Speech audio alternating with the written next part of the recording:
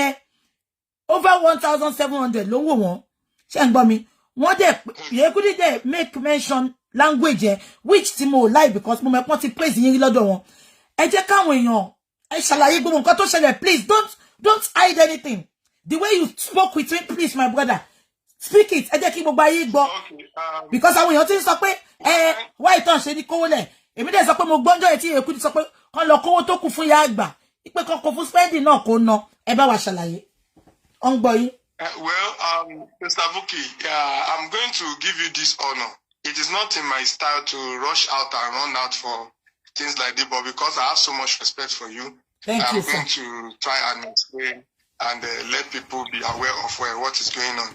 And I will be doing the mixing, both Yoruba and English, for the sake of the non-speaking Yoruba people. Well done, sir. Because I listened to that program, and I understand that Yekudi also mix it so that everyone can be aware. Let me first say that Yekudi is someone I used to respect so much. I like her, and I've not had any encounter with her until this issue came up. And this issue came up at the time when Spending needed assistance. I've been the one, going up and down to see to this issue and to ensure that Spending is out. The same way we did for Prime Boy, that we're able to raise funds for him on my platform. And I think I was of the opinion that what is good for the goose is also good for the gander, as people may say. Sorry, the English is not correct, but please manage it. What I want to say is that Yekudi have not been talking to me. I've not been talking to Yekudi. It was Bossman and Mr. Moses that always come around through phone conversation to blab, to say all sorts of things, to manipulate things, and so on and so forth. The day Spending was, this day Prime Boy was supposed to leave that place due to 1 or 2 letters that was not signed. He didn't leave. So, Kinshé live. Can update I was waiting for Prime Boy to go so that I can thank people who contributed for Prime Boy. So, fortunately, Ọjọ́ kẹta síra wọn, I was able to follow up for Prime Boy. Then Prime Boy Degba release warrant. What they sign it out. So it was at the point of signing out. Ni Spending sọ pé ẹ̀gbọ́n Ọlọ́run tó lóyún fún Prime Boy, á lóyún fún mi o. Ẹ jọ̀ọ́ má fi mí lẹ̀ síbí o. Prime Boy dẹ̀ sọ fún mi pé ẹ̀gbọ́n ẹ jọ̀ọ́ ẹ bá mi help Spending pé òun mọ nǹkan tó ń go through bíbá kò easy pé òun lòun lè ṣàlàyé. And I told the two of them that I can understand your pains. I see what you are going through as well. I don't like the fact that anytime I come here, the way you people are looking like, I don't think it's a normal human being will want to experience this kind of a thing. But I will try my best. I then told Spending, I won't be able to raise anything for you now because owó tí mo gbà fún Prime Boy, àwọn tí wọ́n dáwó fẹ́ rí result owó yẹn.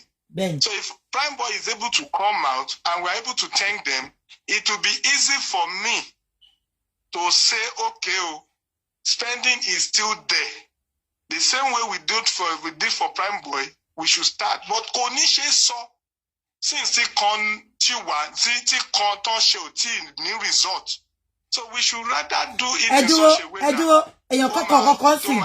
Westo, hold on. But Mr. Moses was given the impression that he was the one dealing with Spending from Abuja. That is a fucking lie. I will tell you how Mr. Moses got to talk to Spending. It is through me. That is a fucking lie. It started that I didn't know Bossman from anywhere. Bossman just initiated the call sometimes like that. Westo, we've been seeing your work, well done, bro. We monitor you, we say you are doing great. All this accent to for enjoy better than for me, I will attend to you today. Told me like a group. But she sent yeah, man. We're doing well, best, man. We're going to do a lot, man. Our Baba Mohbad is, going to get a lawyer, man. We're going to get a sign. A group wants to talk to you, man. And I'm like, Kima for Ogunsha, Osha so Basent is on in Lojoye. O de place our cost, o de had our numbers come on. But no, so sent. Mushan, your men, Lojoye. Kilefe. They want to have some information. They want me to help them to get some things, to do some research and so on and so forth. Ibeni Ashati Kone, Ibeno, no group ni Mr. Moses not introduced as someone representing them in Nigeria, while others are not. Representing who? Say you could not representing by about who?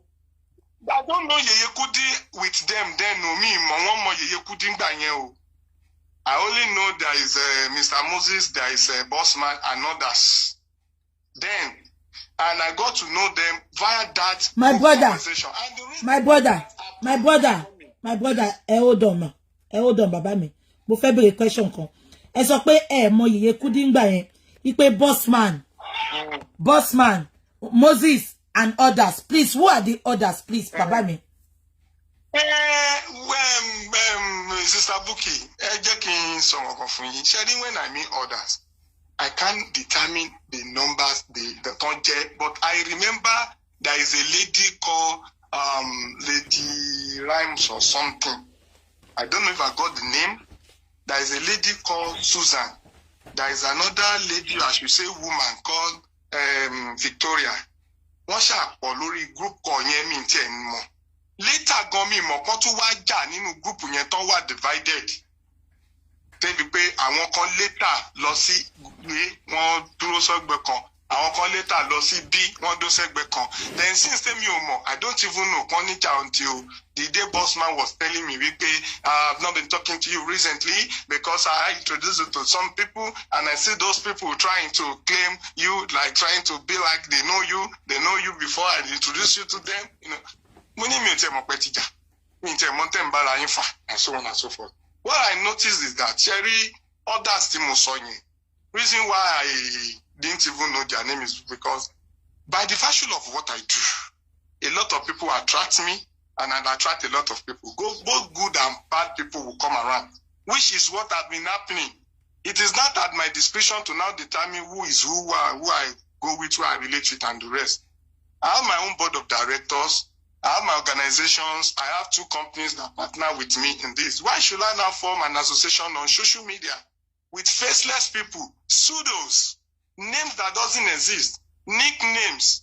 I will now be saying I have a group of people, nickname group, to be now relating and be giving confidential information. I don't do that. You know, me more bobo money by papo as whether one share pẹ̀lú Yekudi or not. It was at the long run. Ni wọ́n wá sọ pé corona inquest tó ń bọ̀ yẹn, their representative is coming from Abuja.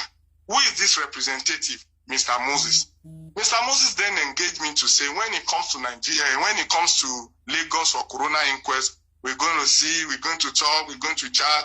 He's representing a law firm. They are having sign, they are having this, they are having that. He has interest and that. Well, no problem. Me, I'm always on ground at the corona inquest. When you come, I will see you, we'll see ourselves. It was on the evening of that day that they started this group call Noni. What they had in me more call what they said, okay, want to cancel corona inquest. I said yes, I had the same thing.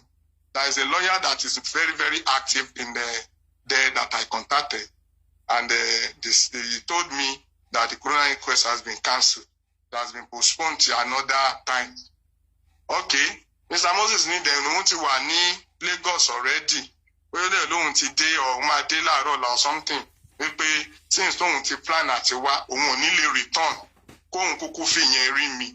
Go on sorrow, kasheba kashawo, ferry baba Mohbad, ferry some people in Alausa concerning this case and the rest. Well, me, I'm also in Lagos. I'm trying to do 1 or 2 things, and I want to ensure that at least Prime Boy is bailed out from that place. Okay. The next day, we should connect, we should see, we should this, we should that, and that. To cut the long story short, we met at Ikeja, inside the secretariat in the express. He was there before I arrived there because of not immediately. When I saw him, I greeted him, we extended pleasantries and the rest. Okay, good. What happened? Said they have interest in the case, in the matter. They've been monitoring things, blah, blah, blah. So we're trying to reference, he was trying to reference the call, initial calls and the rest. Only Baba Mohbad. I don't call Baba Mohbad anyhow. I call when I need to get information, and I don't call just for trivial things. If you need to see him, is he aware of you? Is he aware you want to come?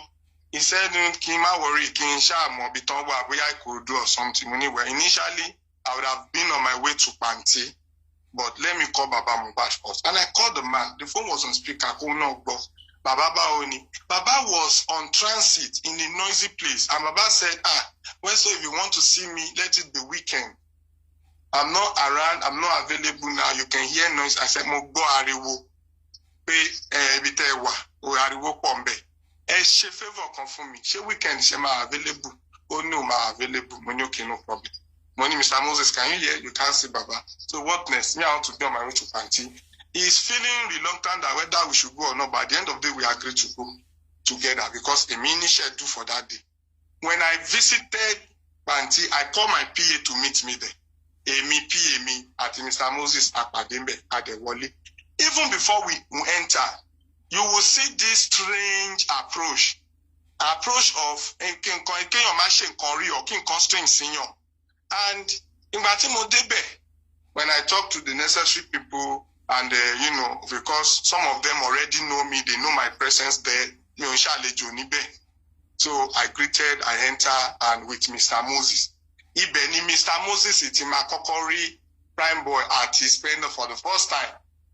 And he was even discouraging me at a point. When I sensed why he was doing that is because he doesn't have an identity to approach the place. Koni identity, koni any recommendation to ma fi wobe, to ma fi make a request in here. So pẹ̀lú nǹkan tó ṣe ń lọ́ra láti lọ in the first place.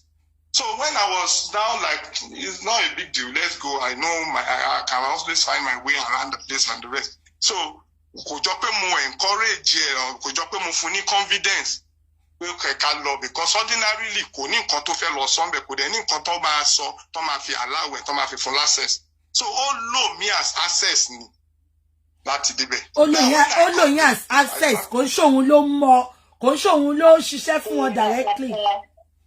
Kò wọ́n sọ̀rọ̀ rí wọn mọ́ rí. As a matter of fact, when I got there on that day, Baba Prime Boy was available, the lawyers were there, and so on and so forth. Even the lawyers were so reluctant to relate because they don't really know what this, that visitation is meant for. Kò mọ̀ wọ́n rí. As a matter of fact, kò bá wọn sọ̀rọ̀, èmi ni mo ṣẹ̀ṣẹ̀ introduce pé these are interested person from Abuja and who represent the law firm they are into this and that. They are because of bó ṣe introduce ẹ̀ sí ara ẹ̀sìn mi bí gbà pé àwọn làwọn wà in charge of lawyer and so on. In fact, mo believe wọn gbà kan pé bóyá àwọn kan náà ń gba lawyer fún Baba Mohbad because bọ́n ṣe present ara wọn, oh my God, pẹ̀lú àwọn Bossman yẹn bẹ́ẹ̀ ni pé Baba Mohbad ò lè jẹun ọ̀ǹtì tán bá sọ pé kó jẹun. They made me understand that they painted it in such a way pé àwọn làwọn decide nǹkan tí bàbá yẹn máa ṣe, bàbá yẹn ò lè ṣe anything without them. The mistake I did is that I didn't even further check on the Baba to see Baba share my one nigba share Lágbájá share Motamido.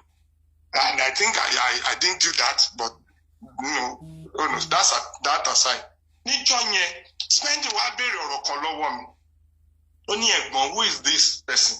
Money well, they are interested group, is representing an interested group. If he came from Abuja, as a matter of fact, based on ways of Moa supposed to spend the flight, he gone look just to come and see to this issue and the rest. Ṣé mo pé Mr. Moses pè mí sẹ́yìn, mo fi Ọlọ́run búra tí mo bá parọ́ mọ́ Mohbad, you are not alive. I know your spirit is strong. Your spirit should deal with me if I'm lying. Ẹ mọ̀ pé pè mí sẹ́yìn, Mr. Moses ní I'm not a lawyer. Mi ń ṣiṣẹ́ fún lawyer. Òun ṣiṣẹ́ l'Abuja, òun láṣẹ́sì sáwọn ọ́fíìsì kan. Bóyá ó sọ̀rọ̀ Amnesty International kan báwọn lè kọ lẹ́tà síbẹ̀. Òun lè ṣe kíni. Mo wá ṣẹ̀ṣẹ̀ rí bí ẹni pé ó ṣẹ̀ṣẹ̀ fẹ́ mọ tó ṣẹlẹ̀ láti máa fi mọ where to go, láti máa fi mọ what to do, láti máa ṣẹ̀ṣẹ̀ wá máa sọ pé kíni kan ó ti pè mí rí gan sórí kọ́ bóyá lórí live mi ní TikTok tó ń sọ wípé we can sign a petition and the mo wá níta ló fẹ́ kọ petition ó ní àkàrà mo ní èmi ni máa sign èmi já lọ́ba family ni. Why should I be the one to sign petition in what name or as what? My own job is to do a professional work and do investigation and let the public be aware of the update of all these proceedings. I don't have any other interest. Tí ó bá di ọ̀la tó bá find the Baba Mohbad guilty, Baba Mohbad should go and face the warrant. The prime boy and the spending we are trying to take out of the cell. If tomorrow the court and anyone is saying that they are guilty, they should go and face the law. Why must I now be the one using my name to sign petition for anybody? Until the court has convicted these people, none of them deserve to be treated like an animal. We went and dined in our home to do things. They deserve the same thing. That is my interest, nothing else. Now, nígbà tí ó wá di ọjọ́ yẹn tí a wà ń bẹ̀, a sọ̀rọ̀ ayintara àṣìgbàṣàwò, mo wá rí pé ó ń kánjú lóun fẹ́ máa lọ. Èmi dẹ̀ ní mi lè kúrò ń bíbà because nǹkan tó gbé èmi wá síbí rèé. So, ó fi èmi àti pí èmi lẹ̀ síbẹ̀ lọ́jọ́ yẹn. Ó dẹ̀ lóun máa pè mí. He even said he might send me something, I should forward my account number, well done, I will update other people and the rest. Ó ṣáà lọ lọ́jọ́ yẹn. Kó tó lọ, mo sọ fún spending àti prime boy, mo ní prime boy issue tiẹ̀ ti rí, yóò ti soft. Spending, I'm going to talk to. Even the nurse called me to say, Westo, kí ni mo ṣe fún yín? Tẹ́ bá ti wá síbi ṣé torí mo jẹ́ obìnrin, ẹ tiẹ̀ kí n ta sí mi. Tẹ́ bá ti rí spending àti prime boy báyìí, ẹ kàn máa ignore mi. Mo ní no, it's not like that. We need just hold on. And then interaction as I don't need to say that online. Yeah, don't worry. I don't need to say that here.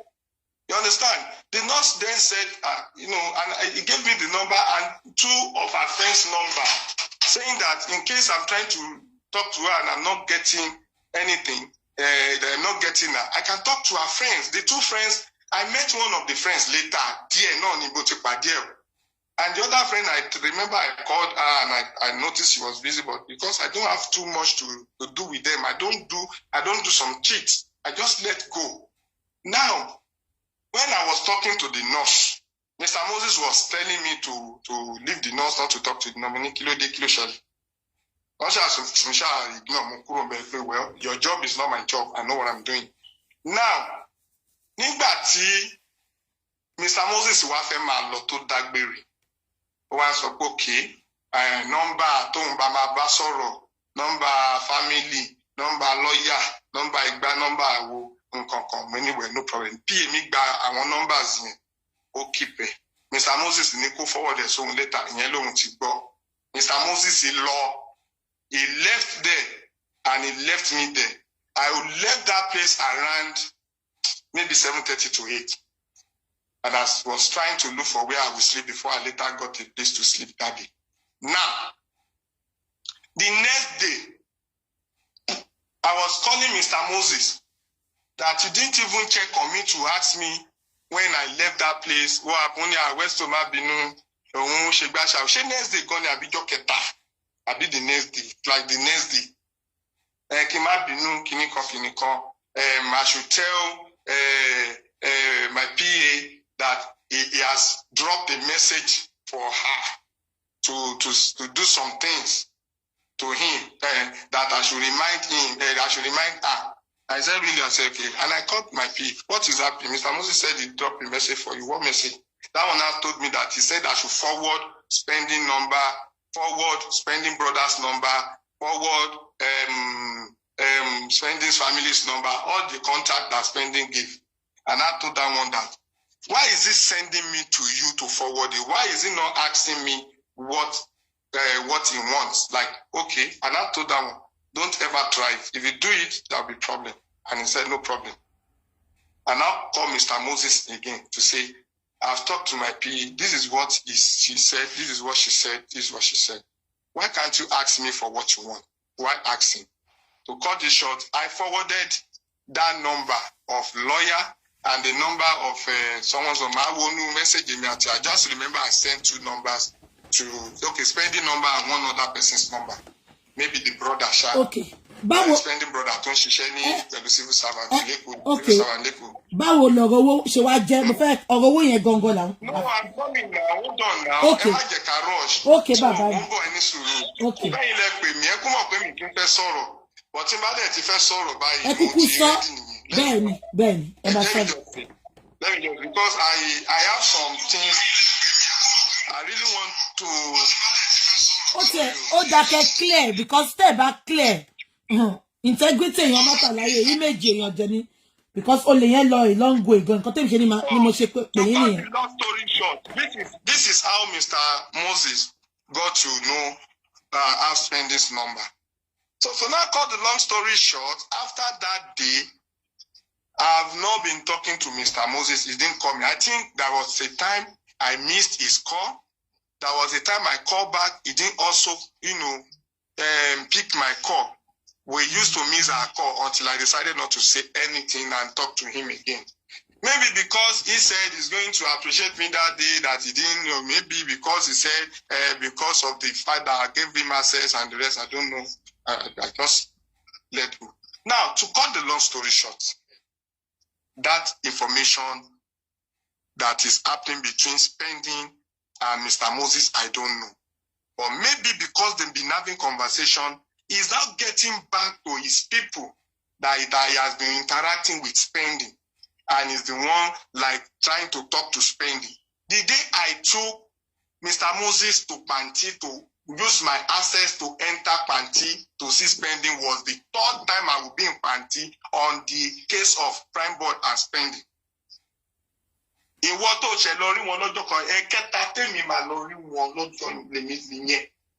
understand what I'm talking? So you consult to suffer on big back. I remember someone once told me, Mr. Moses created access for me, Kini Community, Mr. Moses. Mr. Moses is going to me, Bossman gone low, pay me low, I don't even know how Bossman got my number, but that is just by the way. To continue as in to wrap up, because long story ni conversation yet ti pẹ́ gbogbo sọ̀rọ̀ mọ́, relate mọ́ until ọjọ́ tí prime boy fẹ́ jáde. Lọ́jọ́ tí prime boy fẹ́ jáde about 2 weeks ago, if not more than. Ó yẹ kó ti jáde ní 3 days before ọjọ́ tó jáde. There was a delay. One, okay. Since there was a delay, let me hold on to the day till prime boy my jáde. King Kufishe live. I don't just want to be going live, and people will be asking me what happened, and I'll keep saying, Oshiwambe. Over 1 week, take. For that 1 week, I will not even go to do live. I won't go to TikTok. I won't talk anywhere. I just want this guy to that day. And I've been telling my people that we are going to be happy and celebrate soon. And what is our celebration? We pay So that day, he just chatted me and said, bro, I think today will be today because yesterday we had a battle about my bill, like my release warrant. And I said, really? And immediately Spending updated me to say, bro, Prime Boy is about to go out, so please don't forget about me. I said, no problem. And I engaged Prime Boy, what's going on? We started talking. And I was so available to follow all the process from A to Z. And at the end of the day, when I was waiting for Prime Boy to check out, I was already thinking that Oroti Spending so shocked me because only I'll be left alone here. And it will not be good. Go out with me, Nikon. Along to shitting me, to shitting to loan from Prime Boy, to shitty Prime Boy. She no, loan for me. And I replied that guy immediately. Money spending. Money try understand me. Timba lossy page me missing.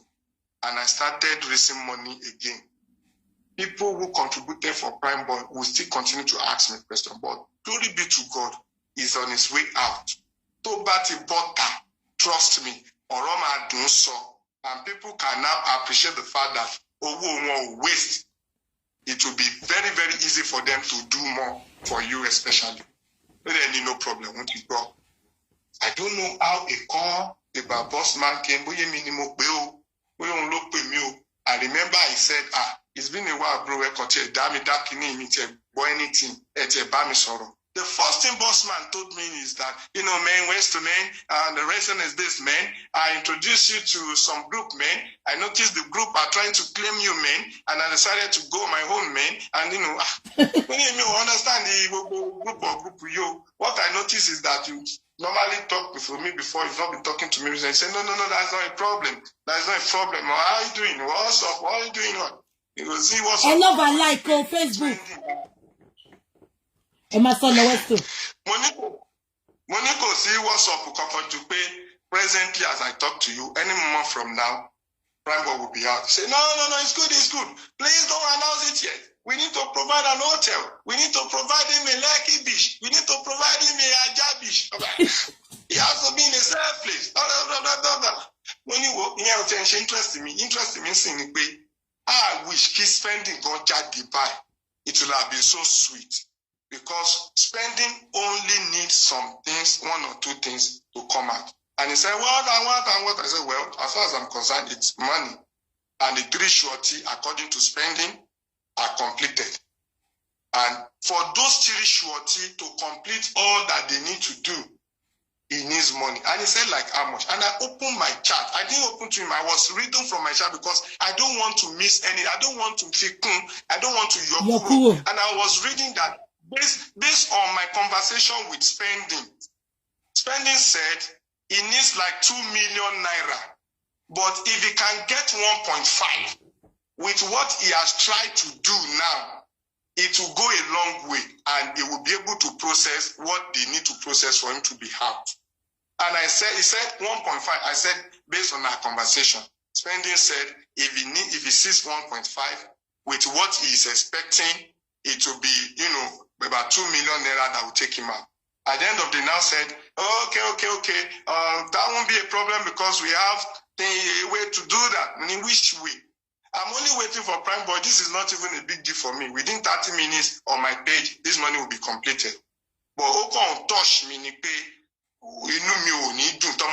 Christmas. No. If we can raise that money, that means it won't be there to Christmas. I said, I hope so. And I'm willing to go live as soon as Prime Boy is like, no, don't go out there. We need to protect him. No, they could unleash him. They could attack him. They could get him. They won't go attack him. Anyway, at the end of the day, he said, okay, he's going to do something. He added the lady. I think they called that lady Rhyme or something. And he asked me, should I add Mr. Moses? I said, don't add Mr. Moses yet. He said, well, I said, I'm not happy with Mr. Moses because after he has used me, after we have talked since last time we went to this and that, he didn't even follow up. He didn't even call me. And that is not even a big deal, but Mr. Moses will be added later. Let us conclude on what is doable. Maybe I should wait till later to go to my platform to raise this money. He now said, okay, he's going to call me back. Lẹ́yìn tí wọ́n máa pè mí padà, wọ́n ti had Yeye Kudi Mokoyin àti Mr. Moses. And that was my first time to talk to Yeye Kudi. And I appreciated that. I said, Mommy, I've been following your program. I like it. Good to talk to you for the first time. And the rest, we started the conversation and so on. And Yeye Kudi said, Mr. Moses, Prime Bossman has briefed him on what is happening. That Kilo Shelemo, they explained for him that Prime Boy will be out. Prime Boy will need problem. Spending this, spending that, and the rest, I was able to give that woman and some update that the money will be raised now, once we get it, according to him, it will come out. And he said, am I sure that the money, I said, that is what he told me, more than 2K. Okay, we will raise the money. But I wanted the family, Lati Basor, but they knew well, I know of 2. One, a boy, to just civil servant. Hold on. Uncle me, hold on. Yeah. But it is Moses that facilitated the phone call to those guys in the police station. Because he got talk by phone here. Which call? Which call? One ni phone call tí gbogbo yín ní pẹ̀lú àwọn boys yẹn. One ni Moses ló facilitate nínú prison gbà yẹn. Èmi ò mọ phone call tó ń sọ o. Okay. Pẹ̀lú àwọn boys èmi àti wọn ò ṣe phone call kankan pẹ̀lú àwọn Spending pẹ̀lú wọn. Ẹ̀yin ò bá wọn ṣe phone call yẹn. Okay, now wọ́n ní Moses ló facilitate. Wọ́n ní Moses ló Èmi ò mọ nǹkan tó ń jẹ́ facilitate. Moses ò mọ spending from anywhere. Yes. Èmi ni mo mú Moses lọ fún access mi create ìwé fún Moses. Moses ò mọ bó kò lè dábẹ̀ yẹn wọ̀ kí ló fẹ́ pè rẹ̀ bàbá ló fẹ́ present rẹ̀. Ẹ má sọ̀rọ̀ yín lọ. Kémi tó dé ibẹ̀ yẹn, kémi tó ní access sí ibẹ̀ yẹn, Mama Prime Boy has to introduce me to the IPO before I can even, penetrate to get other things done there. Mama Prime Boy, imu emi dani first ever time tí ma kọ́kọ́ débẹ̀. Okay, mo fẹ́ get kankan sin. Ẹ dúró. Ṣé me pé phone call kan wà. Ẹ jẹ́ ká là. Ṣé me because àwọn èèyàn type e gan mo dẹ̀ fẹ́ ká clear be yẹn. Ṣé me pé phone call kan wà tán ní Yeye Kudi àti olè lẹ́nu tọ̀kù olóyìnbó sọnù yẹn. Bossman. Tó ṣe pẹ̀lú àwọn boys tó sọ pé wọ́n tú àwọn àṣírí kan.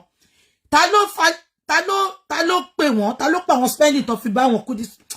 Top oni Moses ló facilitate ṣé Moses ni. Ẹ wo bí ẹ jẹ́ kí n sọ fact kan fún yín ṣé ń gbọ́ mi. Moses, Yeye Kudi àti spending wọn sọ anything lórí phone. Bóyá lẹ́yìn ìgbà tọ́rọ̀ owó wá ṣẹlẹ̀ tán fẹ́ gba owó padà. Torí àsàtàná mo sì ń gbọ́ information yìí pé wọ́n ṣe group call. Westo no. Ẹ jẹ́ kí n gbé yín débẹ̀. Okay. Ẹ calm down bàbá mi. You know me, I'll be straightforward. Mi ní figba kan boko ni. About 2 weeks or 3 weeks ago, Yeye Kudi ṣe show. Wọ́n ní àwọn Bossman àtàwọn kan mi rántí. Wọ́n ní wọ́n bá nurse spending àti kilo kobo boy Prime Boy wọ́n náà bá wọn sọ̀rọ̀ nínú prison. Ipe Moses ẹ má yẹ ká long ẹ jẹ́ kí n ṣe báyìí ẹ jẹ́ kí n ṣe báyìí kí n dà yín láàmú. Maybe after I dropped the number to Mr. Moses. Maybe. Okay. Maybe I don't know. Okay. Maybe. Okay, I was never in a group call with any of them with spending. Okay. But I use my access to take Mr. Moses to the prison because he was saying that he's representing a law firm, he's representing a minister, he's representing a Amnesty International, this and that and so on. Not knowing that he was just an agent representing some Westo ti ṣàlàyé sin. Westo no fún Moses ní number. So, yeah, we could spoke with them, I know. But Westo seen there. Sister Buki, I can screenshot my conversation when I drop the number to Mr. Moses and the other number I can send to you. That's one. Two is that Mr. Moses never on his own went to Panti to see what is it called? Spending on anybody. It will never be allowed him. Because there is no way he will. The reason why he was able to have further conversation with spending after the day ni pé spending rí mi kó rí pẹ̀lú mi ó rò wípé èèyàn bí tèmi because spending I saw spending so ó dàbí wọ́n lò fún spending gbẹ yẹn ni tán fi ṣe group call yẹn spending ti rí pé èèyàn bí ti yín ni tóun lè open fún ó ti yé mi tóun lè open up fún maybe. But I will still confirm from spending. Bóyá wọ́n ṣe group call pẹ̀lú ra wọn rí tí Yekudu wà if I will ask, I don't know. Now, ẹ jẹ́ kí n tún clear this side fún yín. Ṣé ń gbọ́ mi? Ṣé rí Mr. Moses pẹ̀lú nǹkan sọ yìí? Mo ṣẹ̀ṣẹ̀ ń sense ẹ̀ ni mi ò rò débẹ̀ tẹ́lẹ̀ o. Ó possible lẹ́yìn ìgbà tí èmi àti ẹ̀ ta lọ síbẹ̀ tó padà tó ní nọ́mbà. Ó possible kó ti lọ blab fún wọn. Bóun ti wọbẹ̀ yẹn. Ìgbà ti ṣẹlẹ̀ àwo ti ṣẹlẹ̀ òun ní access. Bóyá òun náà ló fà ló fi lọ rówó gbà jáde lọ́wọ́ bàbá Mohbad láti máa nóhun fi ń ṣe run around fún wọn. Ẹ jẹ́ kí sáré kọ́ mi bẹ́ẹ̀. Ẹ jẹ́ kí sáré kọ́ mi. Westo, hold on. Mo ti rántí nǹkan tẹ́ ẹ sọ ìsìn. Ṣẹ̀rígbà ìjọ tèmi pé Moses ló lè. Tí mo cast ẹ̀. Ṣé yé yín? Mo rántí pé Yeye Kudi sọ lórí chat wọn pé kò ń ṣólé o. Ipò òun ló fáwọn access láti bá àwọn boys yẹn sọ̀rọ̀. Ipò èèyàn ńlá ni èèyàn gidi ni. Ṣé mọ̀ wípé nǹkan tí kò yé Yeye Kudi èmi gan ṣẹ̀ṣẹ̀ ń sense ni. Ṣé rí máa sọ àwọn nǹkan kan nísinsìnyí mi ìfẹ́ sọ̀rọ̀ tẹ́lẹ̀ ti ṣí mi lẹ̀ ti fẹ́ kí n sọ̀rọ̀ àwọn. Ẹ gbé wa débẹ̀. Now, ṣé rí nígbà tí Mr. Moses tí ó bẹ̀rẹ̀ issue òun fẹ́ bá wọn sọ̀rọ̀ òun fẹ́ ṣe gbàṣàwọ̀ bí èmi sàn kankan fún mi mo wish kó wà lórí ikọ́ yìí. Ó ní wípé òun ò trust man yìí o. mo ní really mo ní bọ̀bí ìwé tó fi sọ̀rọ̀ tó fi lè mí kalẹ̀ available kóun fẹ́ wá sí corona inquest dẹ̀ wọ́n dẹ̀ cancel ẹ̀ wọ́n wá fi òkò kan pẹyẹ méjì by saying rather than going back to Abuja jẹ́ kóun kúkú fi òkò yẹn rí bàbá Mohbad jọ wà available kóun wá tún fi yẹn rí prime boy àti àwọn tó wà nù sẹ́ pé èmi feel wípé I'm looking for my own within my own space, my own spirit, pé èèyàn tó fẹ́ ṣe lè kó má jẹ́ wípé ó ní good intention. Èmi máa ń tètè fọ́ fún energy èèyàn. Torí máa ń concentrate lórí positive things ni. So mi ò kí máa really create time láti máa check èèyàn pé èèyàn burúkú léyìn mi. I don't have time for it. But táwọn èèyàn bá ṣe, ó máa ń surprise me. Because from this conversation now, it is obvious that Mr. Moses has gone to tell those people that he has gotten access, he's been communicating. So the call that you were talking about, it is possible that they had that call, but not with me. That call must have been after Mr. Moses was able to get the access. Okay. To that number. Okay. I can screenshot the number to you. I can invite my PA to tell you how he has tried to get those information from my PA. Now, let me go ahead. Nígbà tí mo wá pè Bossman lọ́jọ́ yẹn tí wọ́n gbé Yèyékúdí wọlé tí wọ́n sọ wípé okay, they need the family member. Mo sọ fún wọn straight away. Mo ní 2 family ni mo mọ̀. Ẹ̀gbọ́n ẹ̀ tó ń gbé l'Ékòó tó jẹ́ civil servant. Another one tó ń gbé ní what is it called? Òṣogbo. Sister ẹ̀, same father, same mother tó wà l'Óṣogbo. But mo sọ fún wọn lórí call ẹ̀ mo ní I don't talk to that sister again because the way that sister reacted and responded to me the day I engaged her, for 2-3 times I engaged her, I don't like it. They asked me what happened. I said, this sister is Ongbojusa. Kò fẹ́ gbójú síta, ẹ̀rù ń bà. Ó wá tún sọ pé iṣẹ́ tóun ń ṣe òun ò ní fẹ́ kórúkọ òun wà stain. Èmi wá ń sọ fún pé ṣé àwa táwa gbé orúkọ wa síta ta fi ń jà fún ẹ̀gbọ́n ẹ̀ àbábùrò ẹ̀ sọ́dẹ̀ ni wà ní. Tábùrò yín bá mèkẹ́lẹ́ ní àrántí yín before anybody. But you have to come out. Ta ló ń resign pé àbúrò mi ò gbọ́dọ̀ jìyà tí ó mọ̀ kò gbọ́dọ̀ kú sẹ́wọ̀n. Bóyá ó dẹ̀ mọ̀ ń pa àmọ́. Mo mọ̀ ń pa kò mọ̀ ń pa kó tiẹ̀ sì kọ́kọ́ kúrò ńbẹ̀ yẹn náà. Mo ní then àwa ní kẹ́ wá síta, kẹ́ wá support. As a matter of fact, èèyàn kan Queen Victoria ti sọ fún mi rí pé kí n jẹ́ kí Ada Universe meet ẹ̀ kan sọ̀rọ̀ kan lọ gbowó fún. Mo ní I don't do things lẹ́yìn olórí, mi ò forí olórí ẹ̀yìn olórí. Tí family ò bá ti lè fi ọwọ́ ara wọn drop account number kan dẹ̀ stand by what they want. I can't stand for anybody. And I told them pé mi ń lè release account number until tó bá fi ọwọ́ ara wọn release ẹ̀ pé ibi tẹ́ fẹ́ kówó yìí, owó ọmọ yín, owó ẹ̀gbọ́n yín, owó àbúrò yín kó wọlé sí rí. And I told them on that very day, wípé mi ń bọ́ ọmọ yẹn sọ̀rọ̀ mọ́ because of our approach. But we need okay, because of the need for it, I would try to talk to Dolapo. Kí n lọ bá Dolapo sọ̀rọ̀, kí n get back sí àwọn. Yèyékúdí dẹ̀ ní pending that time, àwọn á lọ set up, àwọn á mọ báwọn ṣe máa go live. But then okay, no problem. But I will need a female to also talk to Dolapo, female to female, or ayéra wọn. Torí mi fẹ́ continue with all this hide and seek tí Dolapo fẹ́ máa ṣe. In the sense that Òrùnbà ò lè jáde, ẹ̀gbọ́n ṣiṣẹ́ pẹ̀lú Lagos State Government, ó ná àkáǹtì òun ò lè ṣògbówó, spending ti send account number mọ́mí ẹ̀ sí mi, èmi ò lè fọwọ́ ara mi release ẹ̀. Kí family wá release ẹ̀ fúnra ara wọn. Wọ́n dẹ̀ ní kí n lọ bá sọ̀rọ̀. I called Dolapo. Dolapo, how you doing? Ṣé wà okay? Ó ní kí n má bínú pé ó yẹ kóun ti pè mọ́ níwẹ̀ mí bínú. Ṣé o ní update lọ́wọ́ nípa brother ẹ̀? Ó dẹ̀ ṣàlàyé fún mi níwẹ̀ the same update I have pé ẹ ti rí ṣọtí mẹ́ta. Ó kó owó tó máa fi settle àwọn ṣọtí láti fi get àwọn document and the rest. Kọ́ lọ confirm sí ọ̀fun and all that. I'm fine. This money, you still want us to support you for it or you have your way? How long we need support? But why are you not willing to come out? Tó ti ń dìjà wa ti pẹ́. Ó dẹ̀ explain oníṣòwò oníṣojú, mo ní oníṣojú. Why? Ni pé you have to be there for people to hear from you and to know that your family is involved. Mo ní this does not stop your brother to face the warrant. Ó bá wà guilty at the end of the day. then no problem, money fine. I'm going to drop your number to a lady that will talk to you. That money will be raised, and you need to also be aware of it. Modetiba brothers or Leko one can reach us, which is what I'm doing. Only pay one for the confirmation. But then no problem.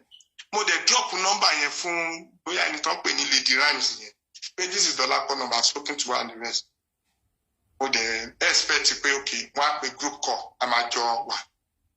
One or two other distractions one for me from business, from colleagues, and so on. Lori and cost me.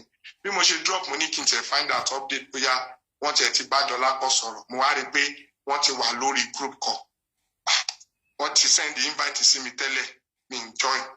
We must join back. If you can't tell Beresini solo not to pay $1 good that you are here. Bossman or the drives alpha Shetiba Solako Soro. As she agreed to stand for the brother to be able to. The next thing I'm going to pay, Westo, you are live. Yekudi is live already. Your voice is being heard on the internet now and the rest. When you really, when you are wow, it's okay. Then I just went out to say, Yekudi, thank you, Dolako, thank you for standing for your brother. And I want to appreciate everyone for this. And going forward, the essence of this is to ensure that since Prime is sorted, we need to start trending, blah, blah, blah, blah, blah. And I commend Yekudi. I told all of them that, okay, we shall continue to get justice, find justice, no retreat, no surrender, which is always my stand. No justice, no peace. Yes, that is what we demand for, and that is what we must get. And I was like that, on that very page. That's all. That's all. Some people were contributing my money, and some were even saying, oh, well, so thank you, we appreciate you. I sent you, one should be for you and the rest. I was even of the opinion, but yet tilo. I get contribution to me, not see and the rest. Even some people were like, oh, I've been hearing Westo, I've not been talking to you. I don't even listen to his program on TikTok. I'm not on TikTok. Please, what is your handle? And I tap it there that my handle is Westo for life. You can go there and the rest and blah, blah, blah. Oh, yeah, you couldn't call me out.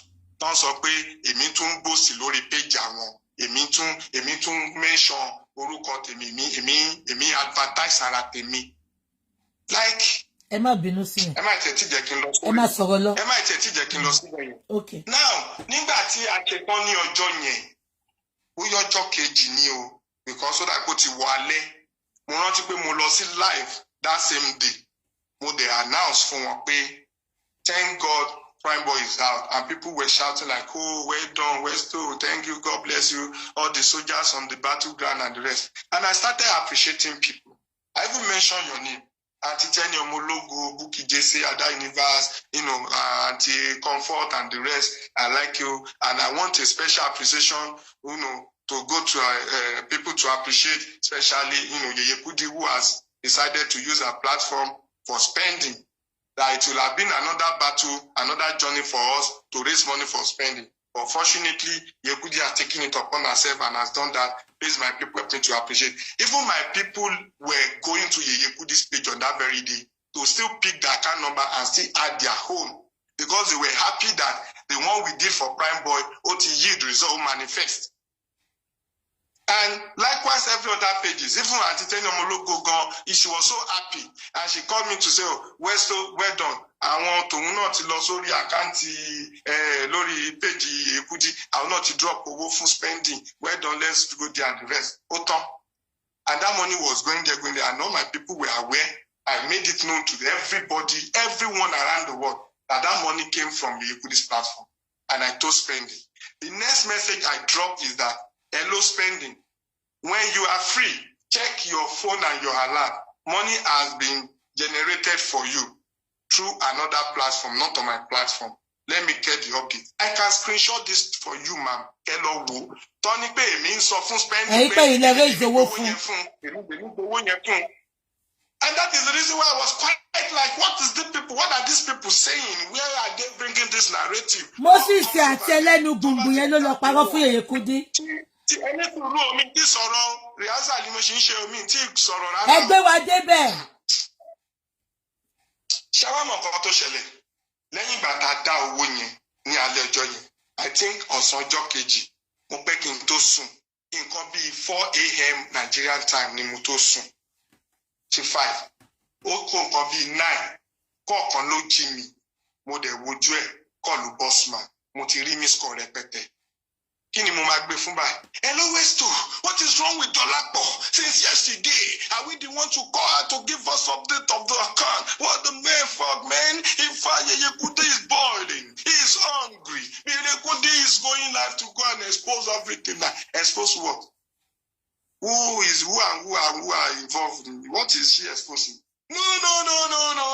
This guy is ungrateful. She needs to tell us what is happening to the account. What does it take her to give us update? When they needed money, they begged. Now they got the money, they want to know what they communicate. It will last until for you to the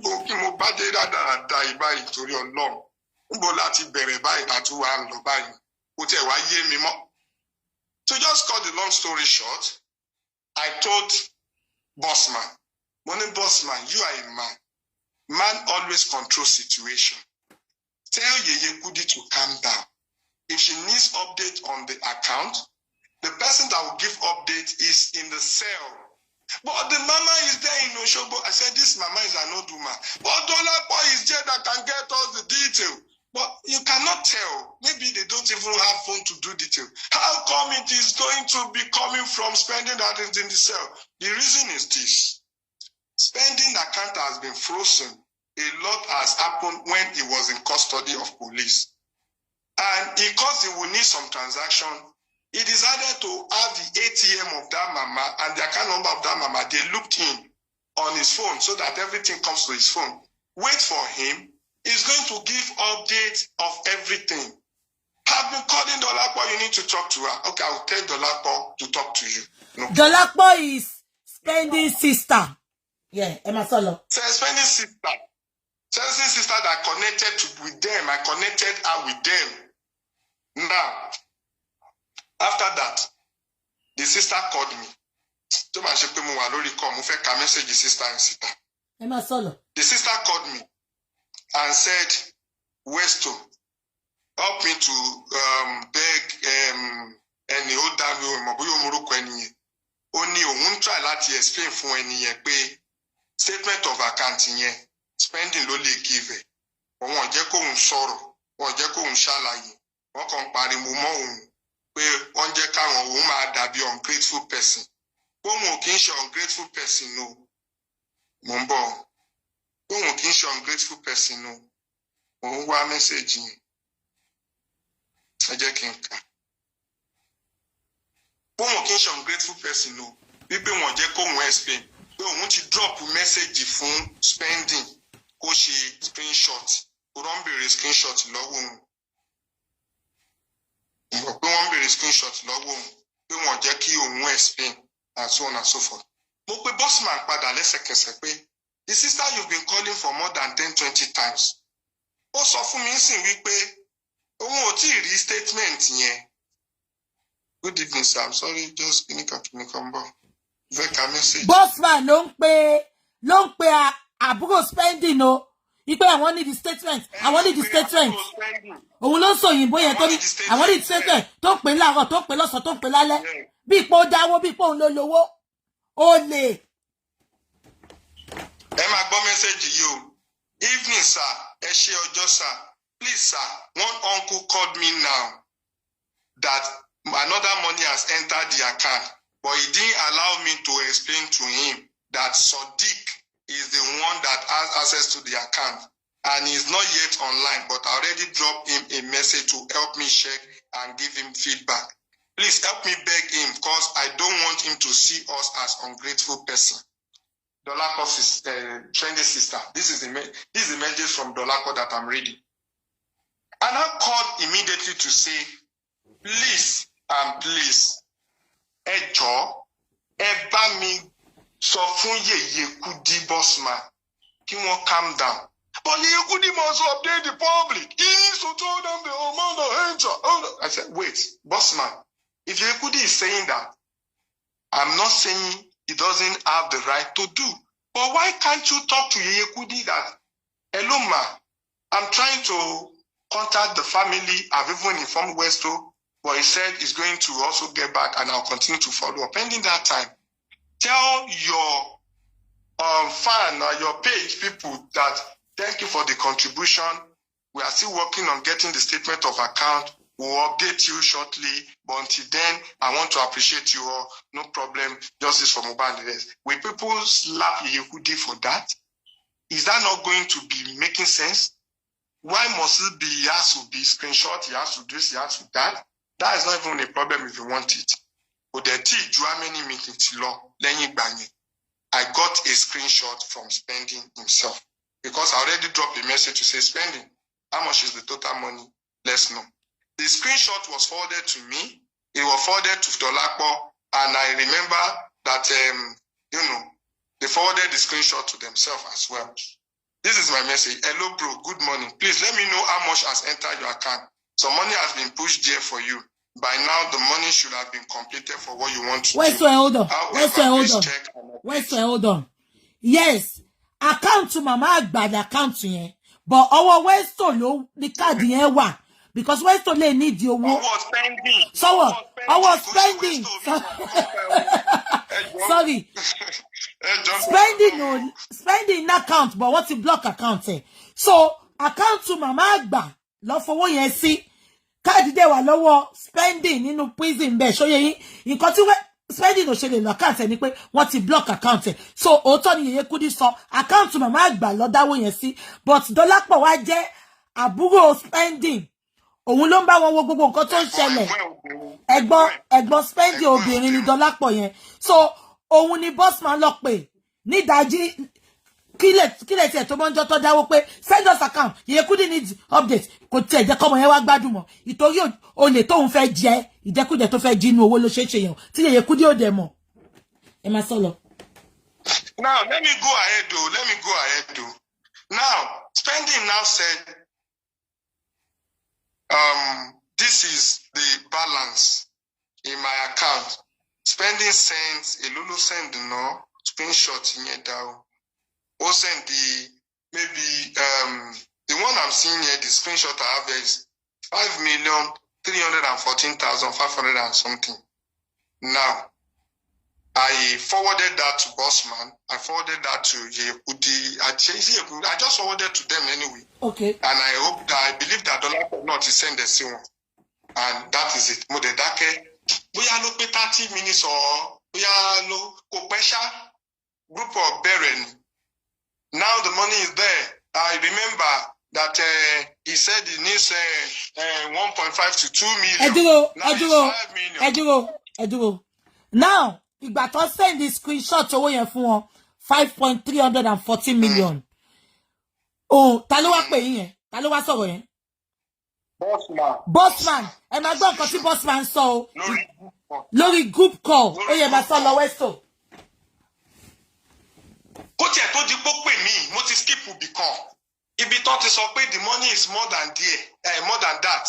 That iye tó wọlé, ó ju iye tí ó send lọ. That more receipts are still coming. I have a receipt. I'm doing calculation. I'm this and that. Yeye is still getting receipt. He has to give us update, time to time update. The money is more than the amount that is screenshotting to us. Money, even if the money is more than, some money will drop later, some will skip. The international transaction that some people are doing from abroad, some app doesn't deliver immediately. Money, so you might be right. Money, if this money is increasing, it's not our business. No, it's our business. Is it okay? If it is our business to update the society about what they have done, it's not big deal. But please, Bossman, calm down and don't rush this person. I think I skipped that part. But the message again to say, now Spending has sent me a message in regards to that. That they said money has continued to increase in okay. Shengba. Bó ṣe pressure Westo. Ipowo yẹn ti pọ̀ Bossman ló ṣe gbogbo wele o. Olórí burúkú. Ṣé wọ́n dáwọ́ ní Bossman? Ṣé rí nǹkan tí mo fi pò ń ṣẹlẹ̀? Ẹ ní sùúrù náà, hold on. Bí wọ́n ṣe ń pè mí wípé kí Spending máa ṣe screenshot owó ti increase.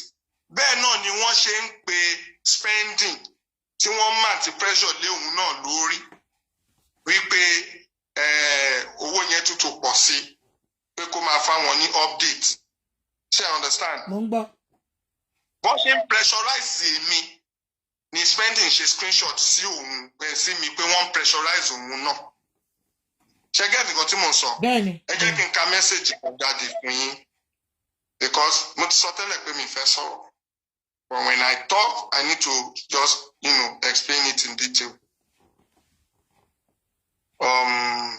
There's a message.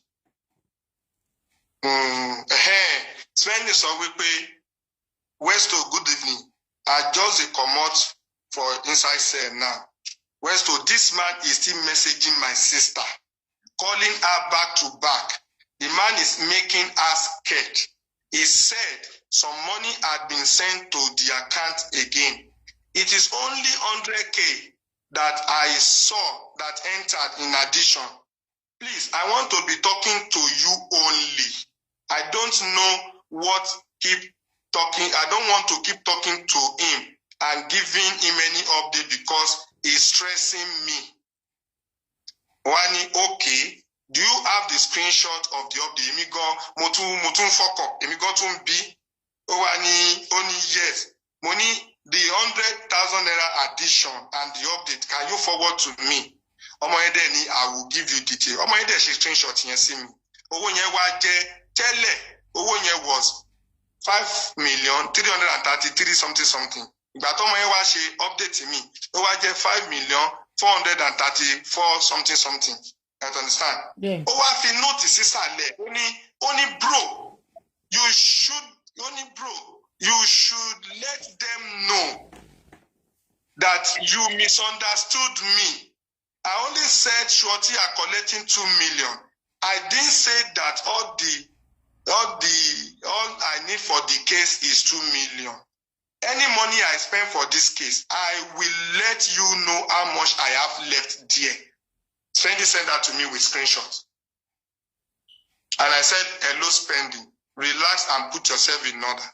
You need to have a peace and the rest of mind over there. Your health matters.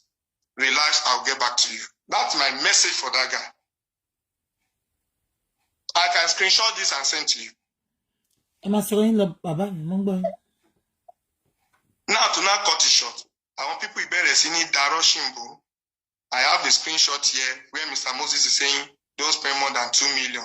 For God's sake. Hold on, please. Hold on, Westo. Hold on, Professor Kokon. Lẹ́yìn tí Bossman tó ń pe ẹ̀gbọ́n bọ̀bọ́ yẹn tó ń pe ẹ̀gbọ́n spending tó ń dakọ́ òbò tó ń ọmọ ẹ̀gbọ́n wa àyà ọgbọ́n ẹ̀gbọ́n wa ń já. Now ẹ tún gbọ́ nǹkan tó sọ pé Moses sọ o ó ní Moses tún send the message to spending pé kò gbọ́dọ̀ ná ju 2 million owó yẹn lọ. Bọ̀bọ́ yẹn ò dẹ̀ sọ pé 2 million lówó ó sọ pé àwọn ṣọ́ọ̀tì máa gba 2 million. Kí ló kọ Moses àti Bossman tó fi ń pàṣẹ ṣówó wọn ni? Tó bá tiẹ̀ máa pàṣẹ Yèyé Kúdí ló jẹ́ kó pàṣẹ Yèyé Kúdí àwọn people yìí kàn ń lo Yèyé Kúdí ni. Both of them as scammers. I keep on saying it. Wọ́n kọ́ Yèyé Kúdí ò dé lọ sí platform. Sister Buki, mo ti forward àwọn screenshot yìí kan sí yín kẹ́lẹ̀ rí. Ọmọ tó wà ní prison tó need the help. Ẹ dẹ̀ ní lára ẹ sọ pé kó máa mú kí ló kàn wọ́n bẹ̀ tó sọ pé 2 million ní kó náà ṣe fẹ́ pin ní olè Moses bó ṣe lọ gba 200,000 lọ́wọ́ bàbá Mohbad nìyẹn. Tí ìṣàdélé tó máa bí yín nínú ni mo ṣì máa sọ létà gbélé tẹ̀sí ń gbọ́ yóò tẹ̀lé bí yín nínú and I'm sure pé you will not be the only one to bínú. A lot of people will bínú by the time I land. Ẹ máa sọ lọ. Because I want to be, I've been doing big boys, as in gentle boy, like good boy. A lot of people have been saying this, that Westo, your good boy will push you into trouble. Don't do it. Face people and fight them when they need to be fought. And I said, it's not my way. I'm not doing like that. Professional doesn't fight anyhow. I have my stake, like I do my investigation thoroughly. I'm an investigative journalist. I don't work anyhow. I have board of directors, I have my lawyer, I consult whenever I need advice. I don't go dirty with people. It's not the way. It's not the way of a professional. I used to say this, and that is the reason why I was unable to come out to start dragging these people since. Unfortunately, a slight attempt of an hunter to catch the bushmeat. Now the bushmeat is feeling like the owner of a farm. You understand? That is not even where I'm going. I can continue. So ibi tọ́rọ̀ ti wá di ṣùgbọ́n ta yàn lélẹ̀.